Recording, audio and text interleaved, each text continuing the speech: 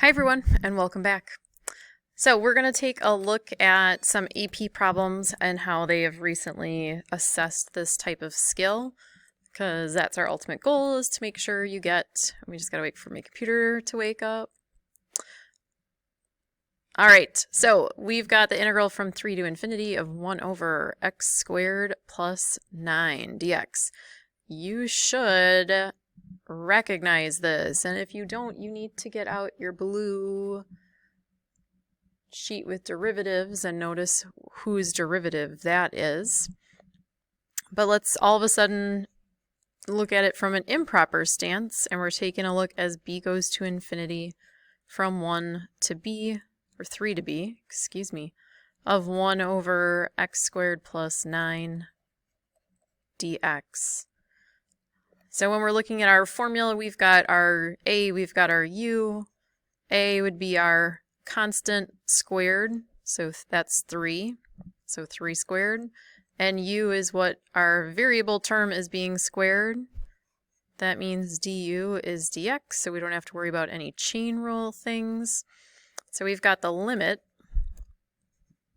b goes to infinity, of 1/3 the arc tangent of x over 3, because it's u over a, evaluated from 3 to b. And let's take a look at what our definite integral is going to be plugged in. So we've got 1/3 arctan b over 3 minus 1/3 of the arctan of 1. So let's just think back to what arctan is. Arctan is the inverse of tangent. So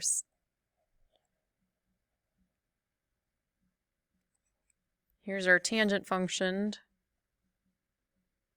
And we've got a lower boundary and an upper boundary, and that comes from dad. So dAd, our domain of our tangent function, becomes the range of our inverse function. So we've got a lower bound of pi halves and an upper bound of pi halves. So as we're going to infinity over 3, it's still going to go to infinity. It's just going to get there slower. We've got 1/3 times our upper boundary, which is pi halves. And we also have not equals, minus 1/3 of the arctan of 1, and when sine and cosine are the same, we get a tangent of 1, so where that happens is pi fourths.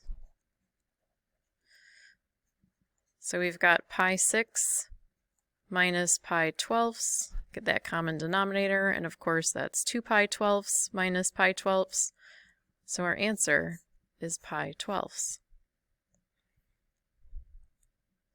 The next one we've got looks like it's a kind of partial fraction question, and it looks like what we'd get at the end of a partial fraction question.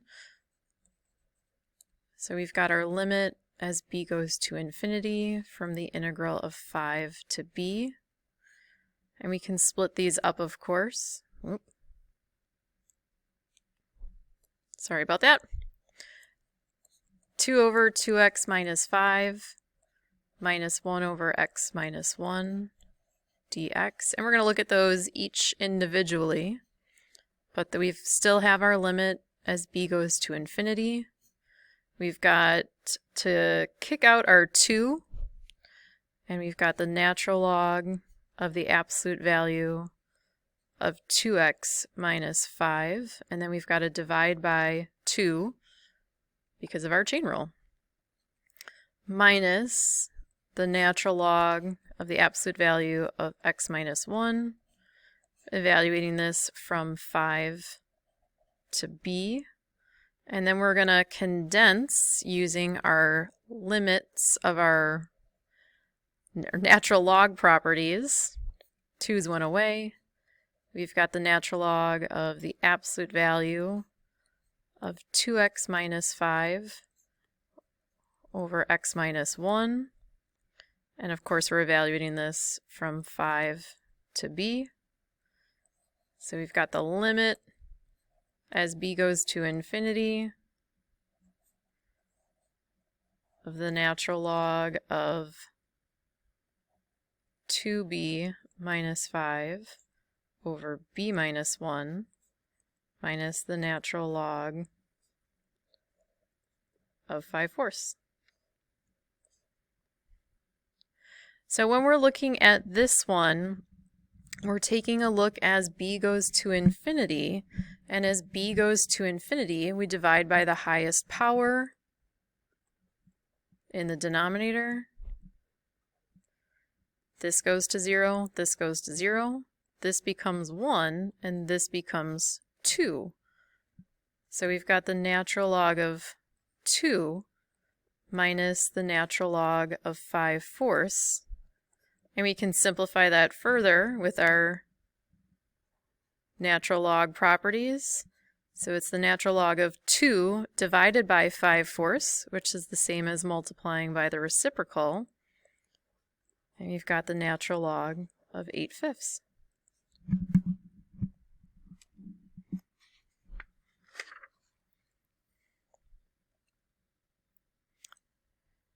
So take a look at these, what we get with our lower bound, and see if you can make some conclusions for 1 through 6 on your paper. So I took my decimal points a little bit further just so we could see some differences here. But even as we are getting smaller and smaller and smaller and getting closer to 0 here, the value does change. So there's still a large enough gap at which our value is changing as we get closer to 0 on that lower boundary. Let's take a look at this one and see what you get here. And if we take a look at this one, it's not even changing by a lot, or by a little, it's changing a lot. So this one is going to keep going and it diverges. And that's clear when you take a look at the picture of these. So pop those on your graphing calculator and take a look at them. What we're really looking at their space and how far away these really are from 0. And that's going to impact if it's going to kind of be squeezed off or if it's not.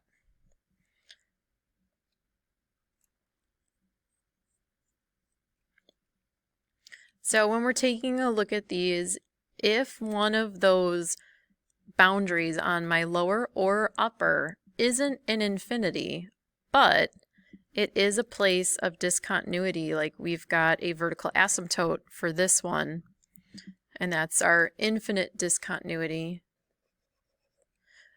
we can and have to use improper integrals and to evaluate them. So when we are doing that, we have to be careful because this is no longer going to infinity. We're taking a look at a one-sided limit. So I'll use A for the lower bound just to show you. Sometimes this is what people do. It can't be 0 because it's a vertical asymptote. So we're going to call it A and go from A to 1 of x to the negative 1/3 dx. And when we integrate that, we've got A going from 0 from the right-hand side.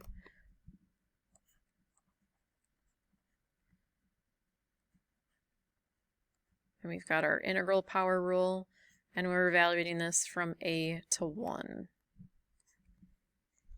So we've got the limit as A goes from 0 to the right.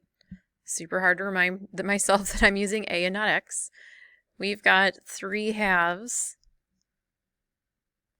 because times x to the 2/3 of 1 to the 2/3, that's just going to be 3/2 minus 3/2 times A to the 2/3. And as we're going from A goes to 0 to the positive, as we're taking that to the 2/3 power, that's going to disappear. So we've just are left with 3/2. So we can say that this converges to 3/2. All right, so let's take a look at this last one. And if we are taking this integral, you're probably asking, why is it improper? It doesn't have an infinity. Well, kind of like the last one, we have infinite discontinuity, and this point doesn't have the discontinuity at an endpoint, the lower bound or the upper bound. It's kind of a third of the way over. Because if I plug in 1 for x, I'm going to get a 0 in the denominator. Can't do that. So my improper integral occurs at 1, which means I'm going to need to split this up into 2 different integrals. So I've got the limit as c goes to 1 from the left-hand side, from 0 to c of x minus 1 to the negative 2/3 dx, plus the limit as c goes to 1 from the right side, from c to 3 of x minus 1 to the negative 2/3 dx. So similarly how you'd split up a absolute value graph if you're taking the derivative into 2 parts, for an antiderivative, you also need to look at those values of discontinuity and take that into consideration. So if we take the integral of x minus 1 to the negative 2/3, we're going to get x to the 1/3 divided by a third, which means it's 3, times x minus 1 to the 1/3. And we're evaluating this from 0 to c. The limit as c goes to 1 from the left, and the limit as c goes to 1 from the right, of 3 times the quantity of x minus 1 to the 1/3 from c to 3. So when we plug those in, let's just get rid of that. We are going to get specific values. We're going to get a value here. Negative 1 to the 1/3 is negative 1, and negative 1 times negative 3 is positive 3. We're also going to get a specific value here that doesn't have anything to do with c's. So we've got 3 times 2 to the 1/3. So that's 3 cube root of 2. And then what we've got is 3 times the quantity of c minus 1 to the 1/3 minus c times c minus 1 to the 1/3. So in essence, regardless of the fact that there's a vertical discontinuity here, these two terms are canceling each other out. So what we're left with is this 3 plus 3 times the cube root of 2. So this converges, and it converges to this quantity. So give it a shot. Let me know if you guys have questions, and I'll touch base with you during office hours.